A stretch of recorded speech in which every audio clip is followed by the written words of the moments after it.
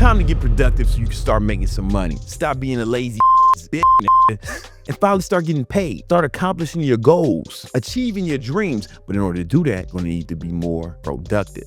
I'm gonna break down some of the extreme things you can do to be productive. This is definitely gonna be one of those videos that some nerd says, oh man, nobody can do that. No one has time for that. They're gonna clip it and react to it and say it's too much. And if anybody says that in the comments, oh, that's too much, shame those people mercilessly. They will never be successful. This is gonna be extreme. It's over the top. I know a little something about productivity. I've used the tactics I'm gonna show you to create several multi-8-figure businesses. Bring myself out of poverty from the black ghetto of the South Side Chicago to what you see now, multi-millionaire, penthouse condo, Miami overlooking the Atlantic Ocean, millions of followers, millions of dollars, watches that cost more than your house. Let's get right into the habits that you need to be super productive. If you can become more productive, you can get more done in less time. And if one of your goals is to get rich, this is how you get rich faster. And this is all going to be real shit that I've done. First thing we need to focus on is your biology. To be productive, you have to use your body. Anything you want to accomplish, your body is going to accomplish these things. We need to make sure that our body is running in tip-top shape, a well-oiled machine. And one thing you can do to be more productive so you can have more energy is stabilize your glucose levels. So you might be saying, what is glucose and why the fuck do I need to stabilize this shit? When you're on the traditional American diet, you eat carbohydrates, and those carbohydrates convert into glucose or glycogen. When your blood glucose levels go above 110, your pancreas secretes a hormone called insulin. Insulin's job is to flush the excess glucose out of your body, otherwise you'll die. This is why diabetics, they don't make insulin, their bodies don't make it, they have to inject it, or otherwise they die, pass out, all types of shit. The problem with that glucose and insulin spike, insulin is super indiscriminate about how it takes the glucose out of your body. It'll take it from as much as it can out of your body and out of your brain as well. And when that happens, you start to lose energy. This is why a lot of times people get super tired after they eat. Now, that doesn't happen to me because I do the ketogenic diet. It used to happen to me when I ate like you. I've been doing keto for like 8 years. Now, you don't have to do keto to stabilize your glucose levels. There's things you can do to keep your glucose levels stable. Now, this is extreme advice in this video. I highly recommend you get a continuous glucose monitor. I did this for a month, right, to really just dial this in so I can be more productive. Put that shit on your arm, wear it there for a month, and see how your body reacts to different foods, what spikes your glucose levels, because you want to keep it as stable as possible. If you keep it stable, you'll have more energy and you'll be more productive. Those of you who've done intermittent fasting before, where like a 16-hour fast every day, a lot of people report that they have way more energy during the fast. And then once the fast ends, it's kind of like their energy starts to go downhill. That's because their glucose levels are super stable during the fast. But once they start to eat, they have those glucose spikes and insulin spikes. The ketogenic diet or fasting are one way to kind of stabilize your levels. But there's things you can do even if you want to eat carbs. Here's what I recommend. If you're going to eat carbohydrates, make sure you always eat carbohydrates with protein. You have to eat them together, right? And if you wear a glucose monitor, you'll actually see this effect in real time.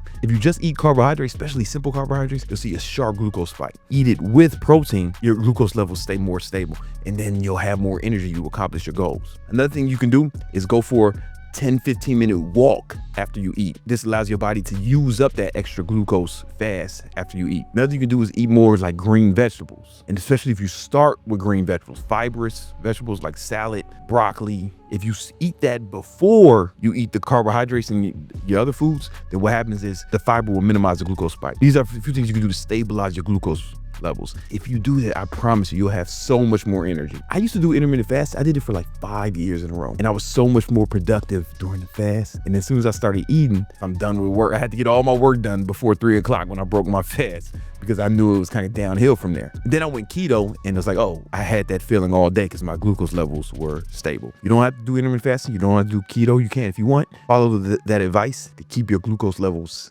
more stable, and stay away from like sugar, candy, because you're an adult. You're not a fucking child. And according to my YouTube analytics, there's no women or children watching this shit. So you motherfuckers shouldn't be eating no goddamn candy anyway. The next thing you need to do is to plan out every hour of every day in your calendar. So I started doing this back when I had like 4 different jobs. It was during the recession of 08. Couldn't get a good job even though I went to college. My father had just killed himself. I had to take care of the whole family, record unemployment, and couldn't just sit around crying and being poor. So I said, you know, I'm gonna outwork it. So I started working like 80 hours a week. I would wake up early, train people in the morning, shower at the gym, boom, go to the Prada store, work security at the Prada store. After work at the Prada store, I worked for a moving company. That was 5 days a week. And on the weekends, I woke up early, train people in the morning, and then managed a restaurant in Queens. This is 80 hours a week for like 2 years. People always ask me, man, how did you train? How did you get enough sleep? How'd you eat when you were working that much? I still work over 80 hours a week, and I don't neglect my family. I don't neglect my health. I don't neglect my sleep, but I'm able to get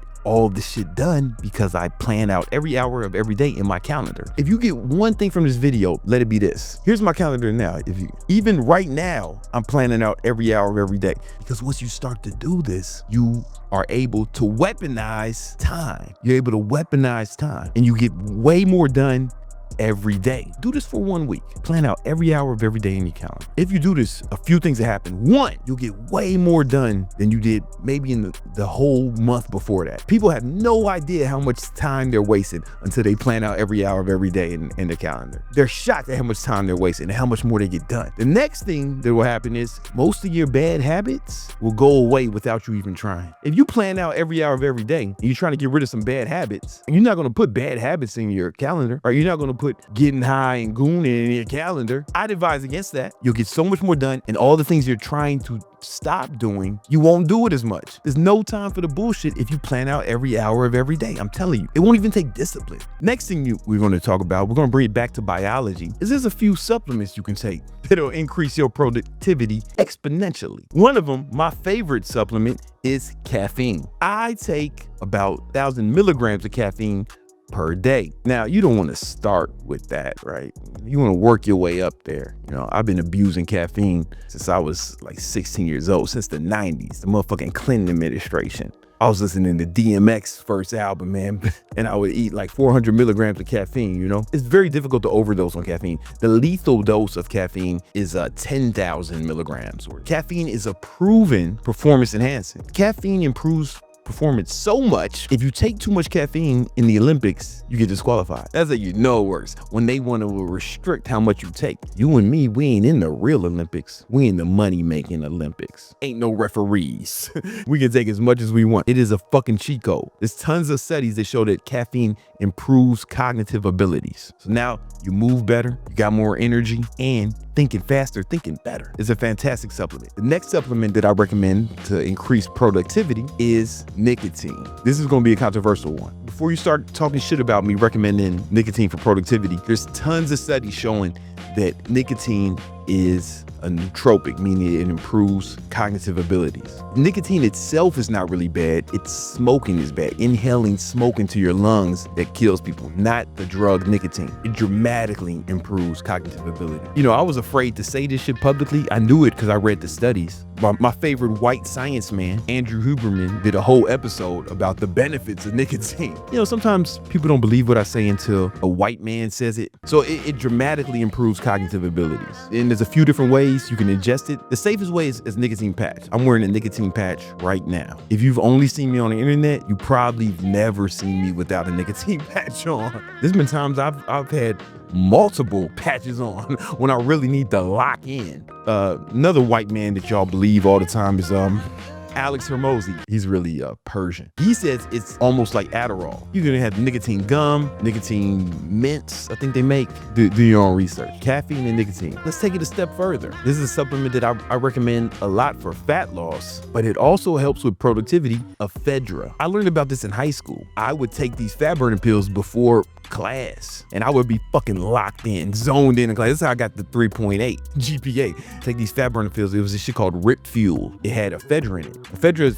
is mostly a fat loss / appetite suppressor, but I just noticed, man, I really zoned in when I took ephedra. Right, really helped me stay focused. I'm talking about peak state shit. They made it illegal to put in bodybuilding supplements in America. You can just go in a store in London and buy that shit, but you can still get ephedra in the United States. You don't need a prescription, but you got to go to the pharmacist and ask for something called Bronch Aid. It's an asthma medication, but the main ingredient is ephedra, caffeine, nicotine patch, and an ephedra. So I'll take like 300 milligrams of caffeine, or I like to take it in pre-workout form because I kind of like some of the other ingredients in pre-workout. A Bronch Aid while wearing a nicotine patch, and I'm ready to lock in. I'm hesitant to recommend this, but I'm going to anyway. The holy grail of productivity is Adderall. If you have obviously you have a prescription and you've talked to your physician and you qualify to take Adderall, There is nothing that will help you be more productive than Adderall. However, when I first took Adderall, I realized I had to be very careful because whatever you're doing before you take Adderall, you're going to be doing that thing for the next, I don't know, 5 to 7 hours. I remember once I took some Adderall. I was like, oh, let me clean up before I get to work. I fucking deep cleaned the whole fucking crib and got no work done. And then once I was like, yo, I was going to work on something, but YouTube was up. I took Adderall, YouTube was up. This was back when chicks was, they could put twerk videos on YouTube, but there was a twerk video up and it came in my recommendations. I watched about 7 hours of twerk videos. Whatever you're doing before you take Adderall, you gotta be ready to do it, have everything set up, then take the Adderall and then get immediately to work. The reason I don't like to recommend Adderall, because it's super addictive. You're gonna have to keep upping the dose for it to be effective. And when you quit, there are crazy drawbacks. So, you know, I was super depressed when I quit Adderall. I was depressed for like 2 weeks and I was tired for 2 weeks. But luckily I knew that that was a side effect. So just be careful. My productivity stack is safer than Adderall. But at the same time, listen, depends on how extreme you want to be. This is the video for extreme. If you want to get super extreme, maybe the juice is worth the squeeze. Because I knew a guy, he was like pounding Adderall and he built a $10 million business. And then, you know, he sold it. And then he quit. He said he quit. He was depressed for like, you know, a month. I was like, was it worth it? He was like, yeah, it was worth it. It was worth it, man.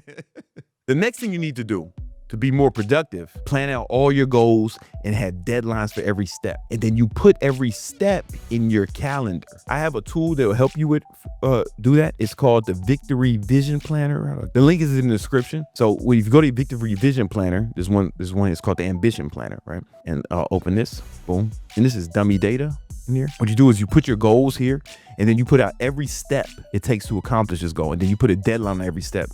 This is example data from last year, right? I'll show you what this looks like. Let's say I set a new goal, right? Fuck yo mama. What would the steps be to fuck yo mama? All right. So I probably gotta find her IG, right? Boom. Find her IG. Boom.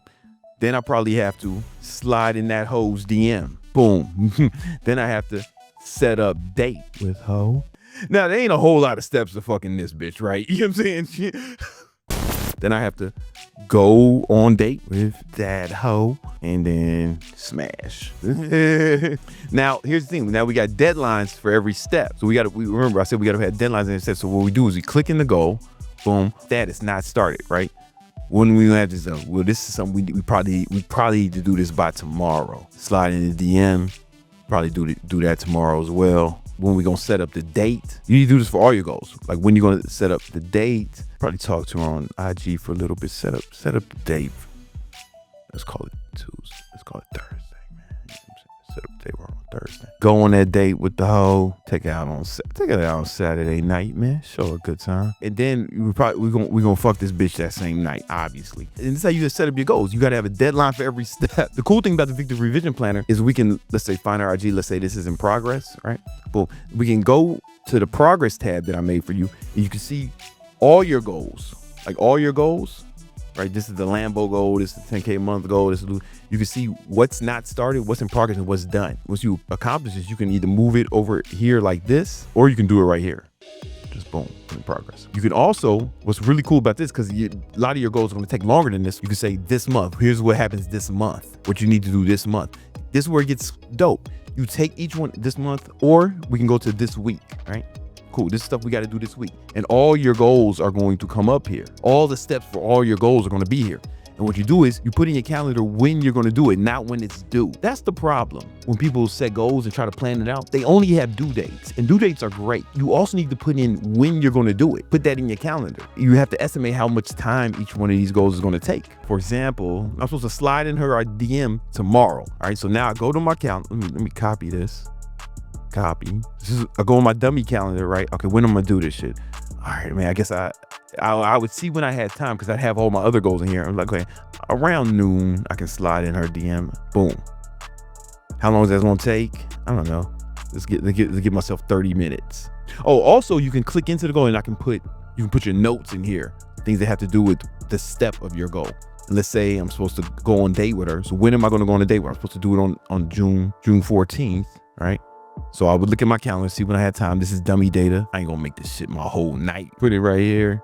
Boom, give it a few hours, I'll be back by 10, right? So you put when you're gonna do it in count. You do this with all your goals. This is a Notion template, the Vision Victory Plan. I was being a little silly with the goal, right? But you could do that with any of your goals. And you want to put it in here. And this is free, the link's in the description. But this is extreme. You want to plan out all your goals, put deadlines for each step, and then put in your calendar when you're gonna do these goals, when you're gonna do each step. Because of the Victory Vision Plan, the way it's set up with the progress, you can start tracking your progress. So studies show that when people track their progress, they are significantly more likely to accomplish them. The next thing you need to do to be more productive is start meditating. So I've been meditating over 15 years now. I meditate twice a day and both sessions are 15 minutes. One of the reasons this is so helpful is because there was a study done by Harvard University that showed that after just 8 weeks of meditation, part of your brain called the amygdala starts to shrink. And that's the part of your brain that controls your fight or flight response. Fear, anxiety, that part of your brain actually starts to shrink. And there's another study that showed that the part of your brain that's responsible for logic, your neocortex, starts to become more dense after just 8 weeks of meditation. So now we're changing our brain. We're changing our brain in a way that makes us more logical and less reactive emotionally. It's not just a biological thing. Also, it's difficult to have productivity when your mind is not right. But if your mind is calmer, then you can just go accomplish the goal, start knocking it out like a robot. Like being anxious, having anxiety, being scared, your heart rate starts to go up and you actually waste energy. If you've been meditating, right, just 8 weeks of meditation changes your brain. You'll be calm. And one thing you need to understand is some people say, man, I meditated today and I ain't feel no different. Like meditation, I want you to think about it like exercise for your brain. Meditating once or even like 2 days in a row is not going to do anything. It takes at least 8 weeks for you to start seeing the progress. It's kind of like lifting weights, right? You're not going to see progress. It takes a while for the muscle to grow, right? Think about it like exercise for your brain. Meditation changes your brain. It has to be done frequently over a significant amount of time. But once it happens, it'll be way calmer and it'll be way easier for you to accomplish your goals. It's less taxing on your central nervous system and your brain, and you can use that energy to accomplish your goals. Next thing you're gonna do to make you more productive is to not multitask. Multitasking actually causes you to be less productive. So here's a study that shows that task switching leads to 40% loss in productivity. If you're switching tasks, what happens is once you start doing something, it takes a little bit of time for your brain to acclimate to this new thing that you're doing. And then once you start to acclimate to it, you start to get in the zone and it starts to become easier. Multitasking, you're not doing two things at once. You're switching from one thing rapidly. So you never really acclimate to either one of them. This is why the study says it's a 40% loss in productivity. Here's another study to show task switching leads to more mistakes. So you're gonna fuck shit up more if you are doing multiple things at once. So what do you do instead? You want to dive into one thing and do it till it's done. You're not getting distracted by your phone. You're not getting distracted by other people. You want to really lock in, zone in, and you'll get that task done way faster. There's a great book called Deep Work, right? It goes into way more depth on that. Once I read that book, it took my productivity to the next level because I was getting more done in less time. The next thing you need to do to be more productive is to get more sleep. Not only more sleep, but better sleep. Studies show that the better you sleep, the more productive you are. And it makes sense. If you're all lethargic, it's going to be difficult for you to get more stuff done. So what do? Well, first thing we have to do is we have to start tracking our sleep. So you can get some sort of fitness tracker that works for your sleep. I use the Oura Ring, but you can use Apple Watch, Whoop, any sort of fitness tracker that tracks your sleep. You want to keep doing things to improve not only the quantity of your sleep, but also the quality. And there's a few things that I've noticed improve the quality of my sleep. So I don't even need more. Like I used to need like 8 to 9 hours of sleep, but because I've optimized my sleep, now I'm really good at just 7 hours of sleep because I get more deep sleep and more REM sleep. Here's some of the things that help me. One, I have blackout curtains, pitch black in my room. Also, keep the room colder, right? In the low 60s. Studies show that people have a better quality of sleep when they're in a cold room. Another thing I got from a book called Why We Sleep. And he said in the book to wear socks to sleep because it helps regulate your body temperature. He also said to take a shower before you go to sleep, a hot shower before you go to sleep. And this regulates your body temperature as well. Now, if we want to get more extreme, remember this is the extreme video. I had this thing called a chili pad. It's like this little refrigerator unit on the side of my bed that runs